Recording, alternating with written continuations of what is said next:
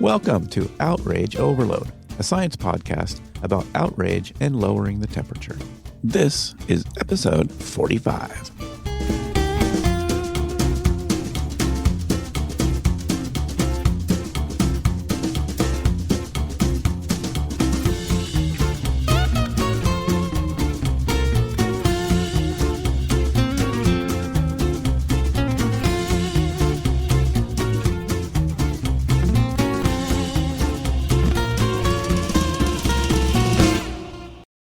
One in 5 Americans think violence might be necessary to get the country back on track. I worry about civil war. Civil war, they want civil war. The number of people who agree force is justified to restore Trump to the presidency, 18 million.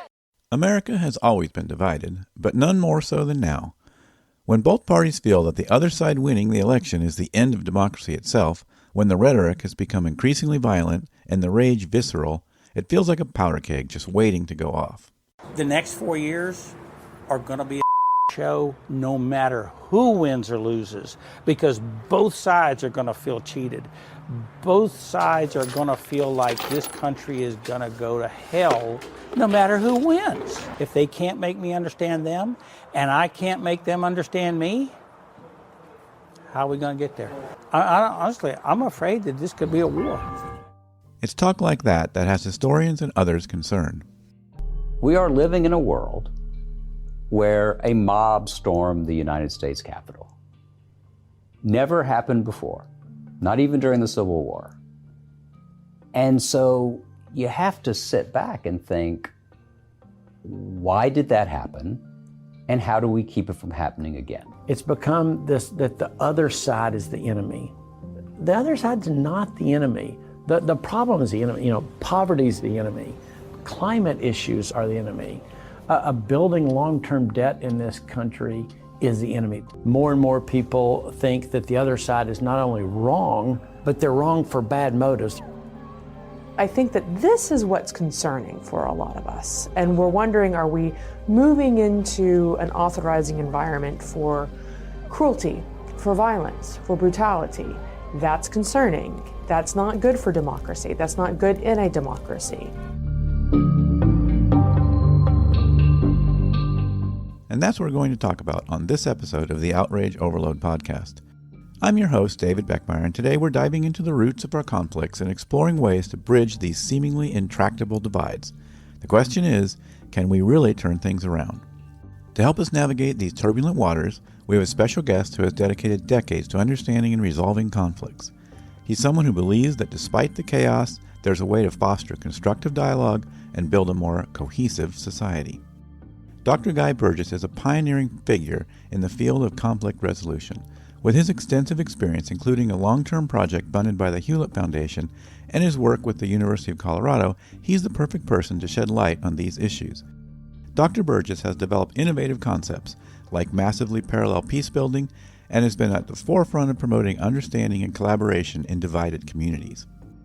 Dr. Burgess will share his insights on how to cultivate civic skills, the importance of pragmatic empathy, and the crucial role of social learning in resolving our most difficult problems. He'll also reveal why he believes that our current conflicts are as serious as climate change and what we can do to address them. So if you're ready to understand the root causes of our societal divisions and learn practical steps to bridge the gaps, stay tuned. This conversation is packed with valuable insights that you won't want to miss. So let's suck in that wisdom right now.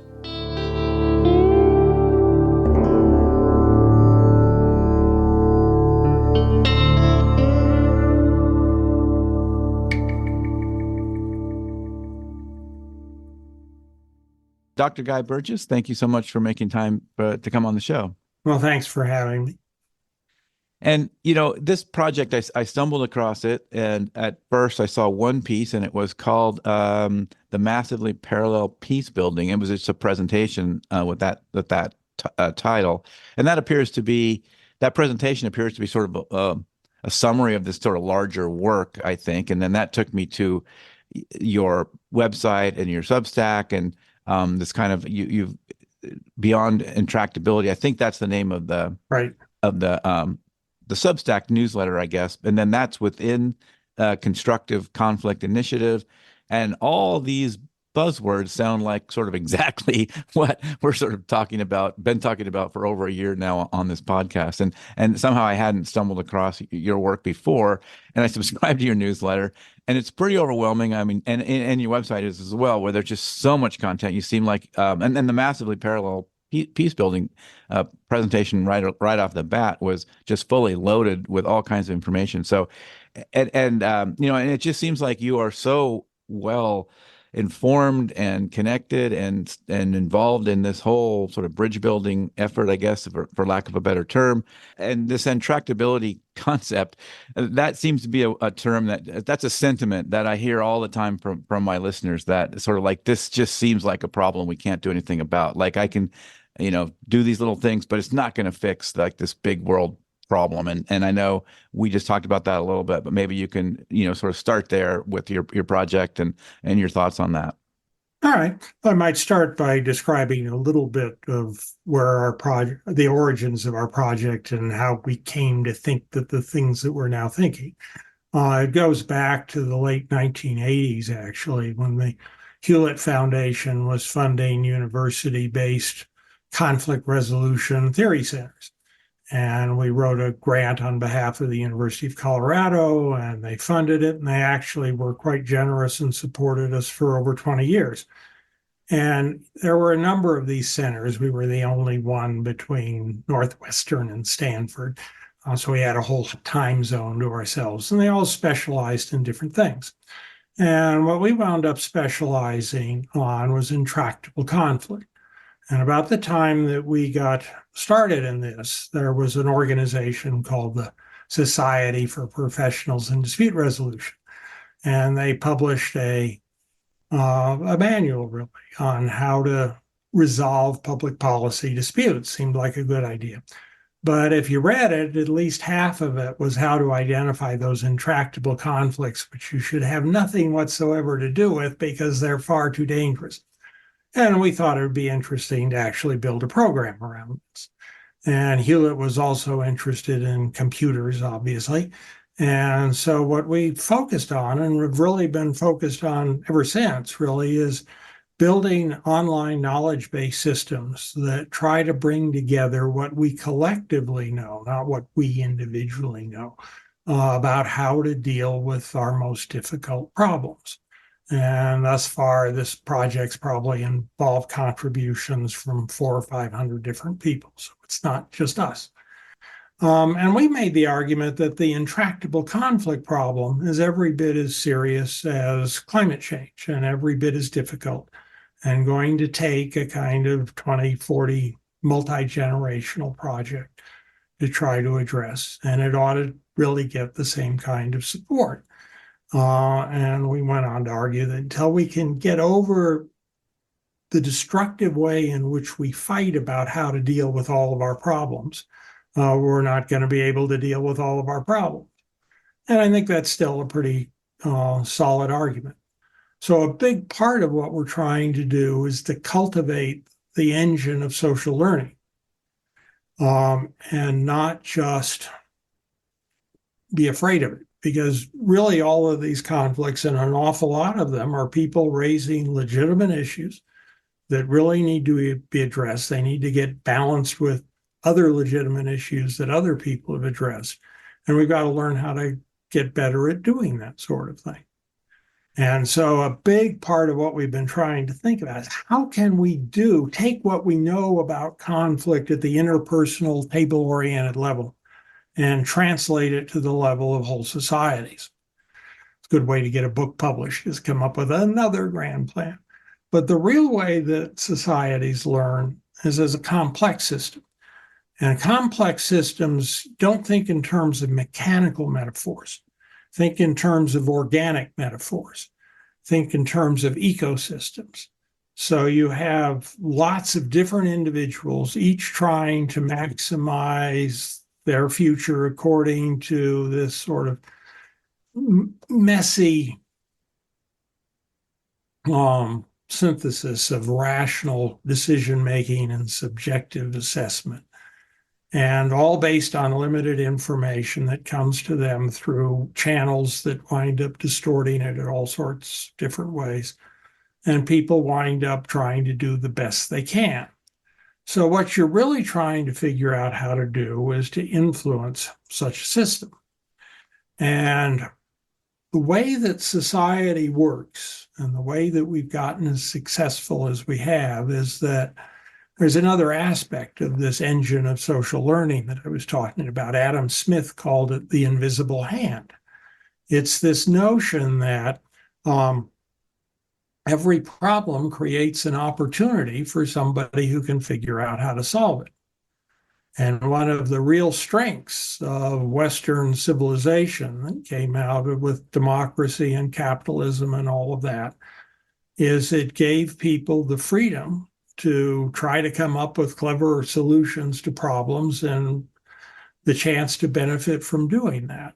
And that's what led to the modern world, really, both in the realm of sort of material production, but it also applies to the development of social relationships and all of that. And while there's a lot more work to be done, there's actually a surprising amount that is getting done.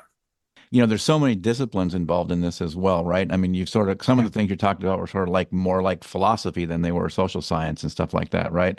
I mean, you got all these different disciplines that seem to would want to have an idea about this and probably have research about it and probably have knowledge about how a lot of this works. And that can be a challenge, just to pull all those different disciplines together.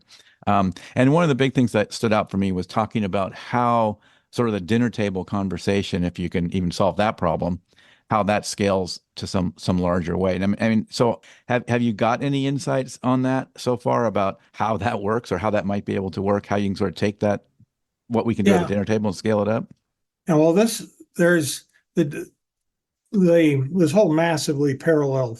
We basically broke the problem down at two levels.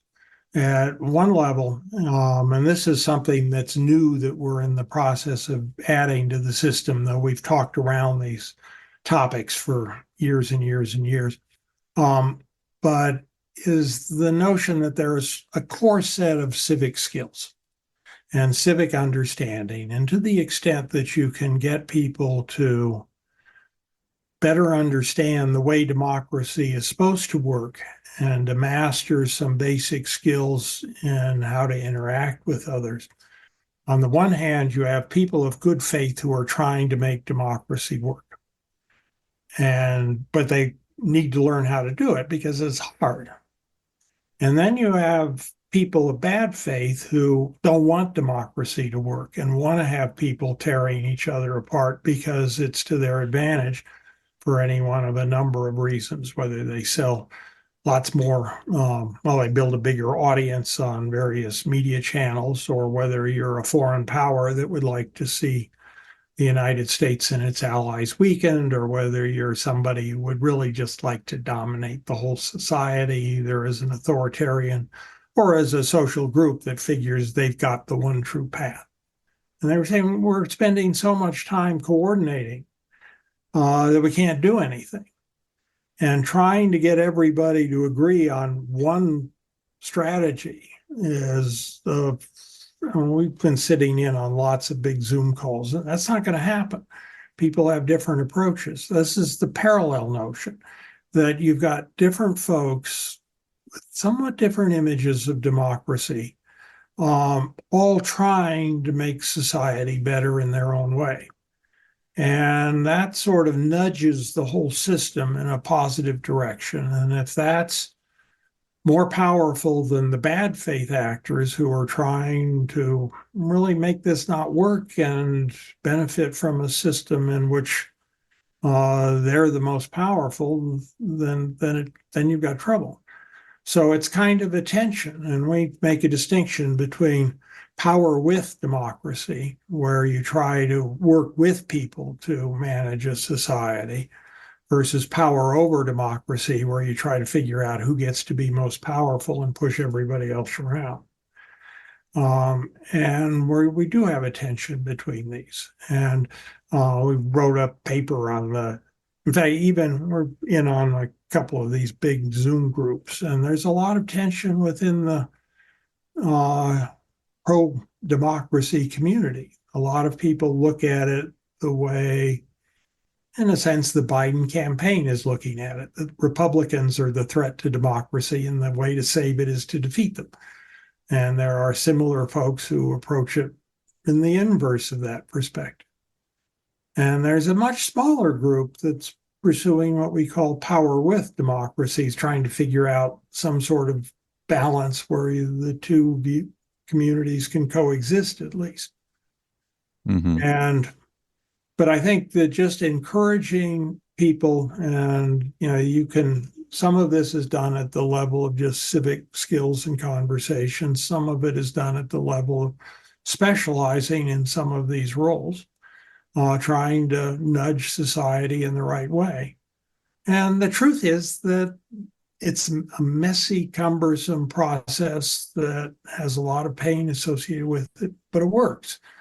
And in many ways, it's better than a centrally planned society where you have some small group of inevitably corrupt and usually not very well informed folks that are trying to tell everybody what to do, and they deny people the benefits of their own ingenuity, insight, and hard work. And those kind of societies haven't been terribly successful. It's easy to get depressed because you figure, you want it to all sort of work out more neatly and less messily, and it isn't gonna. But if you start to see that, look at, there are all these groups that are trying to make things better, then it's easy to get a sense that, we're not as bad off as we think. And that can get other people who are disillusioned and have tuned out to actually get engaged. And if you look at the polling numbers, there's almost as many moderates in the center as there are Republicans and Democrats combined. So there is a lot of support for this more balanced approach. Yeah, and I guess that's one of the biggest messages of hope. Seems like I spent a lot of time trying to talk people off ledges about some of this stuff. Because, do you have any other kind of hopeful success story? You've been at this a while. What's some of a few success points that you've seen? Well, let me highlight one other thing first, then I'm going to talk about that is critically important, is that these bad faith actors that I mentioned, and some of them are truly sinister, and others are just trying to do what they think democracies should try to do. They believe that they're right, and they're trying to expand their power base. But they've all figured out that getting people fired up and mad and supportive is the way to build their political power. And it's called the base mobilization problem. And you see that on both the left and the right. And it's very easy to do. There are a bunch of cognitive biases that people have, that we tend to pay attention to things that we should be afraid of long before we pay attention to things we should be hopeful about. This guy I mentioned earlier was fond of talking about, brain science experiments which demonstrate that the fear part of the brain is wired ahead of the hope part of the brain. So, folks have figured out that if you want to build attention, you tell terrifying stories. And so there's a lot of that goes on. There are, and so part of what we need to do is to recognize when our buttons are getting pushed that way and try to walk back from it. We also have social pressures that, if your whole group thinks that the other side is evil incarnate, it's very hard to say, well, maybe not. You wind up getting ostracized. And people are very reluctant to do that. And so there are a whole series of traps at play here. And the way the algorithms on social media and all of this work, compound a lot of this. So part of this is the civic skills, is to be aware of these various things. The good news is that there are lots of people writing books and giving podcast interviews and talking about these dynamics and how to break them down and how to resist them. But they're hard to resist. And there's a sense in which this massively parallel stuff is a reactive process. The problem has to present itself, and then people get fired up about doing something about it. And things are changing so fast, and the nature of the communication system that we get all of our information about the world is changing so fast. It's continually a game of catch up, and we need to get faster and better about that. But there are an awful lot of organizations that are promoting living room conversations and dialogues across divides. There are certainly a lot of folks who are trying to struggle with the complexities and work through plans to reform social media and reform the media so it distributes less inflammatory content. There are organizations trying to defend our information system against deliberate intervention by outside powers, which sounds like a paranoid kind of thing. But if you go back and look at the Mueller report and what he documented that the Russians were doing then, then you can bet that they want to do it even more now. And they've got 8 years of more technology behind it. So that's a threat. There are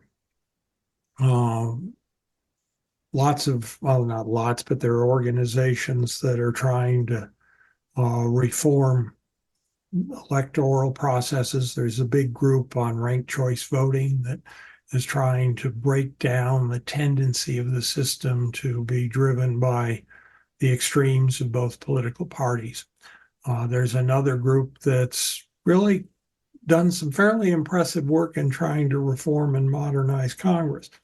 The hot button issues that you hear about Congress is unbelievably dysfunctional. But there are a number of other issues that fly under the radar where they actually get things done. So there's stuff like that. And there are folks who are actually trying to figure out sensible compromises on some of the hot button issues like gender, and that also makes sense. There are some guys who have some very promising ideas, at least I think, on how to deal with racial issues in a way that's less divisive and less subject to being accused of being reverse discrimination, but at the same time providing assistance to people who really have gotten a raw deal by society. And it's starting to notice each one of these things. And this is, I think, one of the big areas that we're missing, is to paint a picture of basically promoting public awareness of all of this. So it doesn't just seem like these horror stories, which are wall-to-wall coverage on the news. And it's pretty hard to not pay attention to that. Yeah, I'm glad you mentioned a lot of that. So on that note, so what's a good action that an individual that's listening right now could take? Well, let's see. Maybe the best thing is to not regard this both sidesism as an evil, disparaging term, but something worth embracing, and to really try to look at things from the other side's perspective. We talk about pragmatic empathy. You don't really need to adopt the same values that the other side, but you need to understand them. And if you would really try to empathize with and understand what's driving the animosities against President Biden and the support for Donald Trump and vice versa, then at the very least we can quit doing things that make the other side mad, that really don't accomplish much for our side. That what you don't want to do is to make your adversary any madder than you really need to. If there are sort of fundamental issues of importance and that you really need to raise, fine. But don't just make them mad gratuitously. And it's easy to, and there, I will admit to a certain temptation to circulate among close friends, snarky comments about somebody who's doing something we don't like, and maybe resisting a little bit of that. And look for ways that you can make a difference. Mm-hmm. Yeah. Well, that's really great. Dr. Burgess, is there anything, any other final sort of notes that you wanted to leave listeners with? Well, just don't give up. And this isn't the sort of thing that's going to take care of itself. The thing about this learning engine is that it requires people to actually get involved and to do some things that are uncomfortable to do. And sort of saying something, maybe our side's not really being as helpful and virtuous as we would like to think. And it's easy to criticize the other side, but you're not in much of a position to fix that. It's easier to look at things you're doing that are inflaming the situation, that you can fix. Mm-hmm. And if everybody do that, we'd be in a lot better shape. Yep. Yeah, that's a big message of the show. Well, I really appreciate you making the time. I appreciate those insights, and it was great talking to you. Great. Well, I appreciate having me. It was great fun. Thanks. Take care. All right.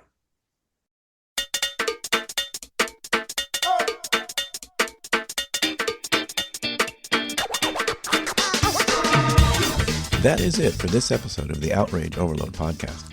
For links to everything we talked about on this episode, go to outrageoverload.net. The outrage machine can leave us feeling drained and hopeless. But remember, you're not powerless. There are ways to break free from the negativity spiral. Let's combat negativity with positivity. We all need a good dose of hope these days, so head over to our social media pages, Facebook or Instagram, @Outrage Overload, and share a positive news story that inspired you. Scroll down in the show notes and find the Send Us a Text Message link. It could be anything, big or small. Let's create a community that uplifts and supports each other in staying off the negativity spiral. Thanks for joining me on this journey. Until next time, take care of yourselves and each other.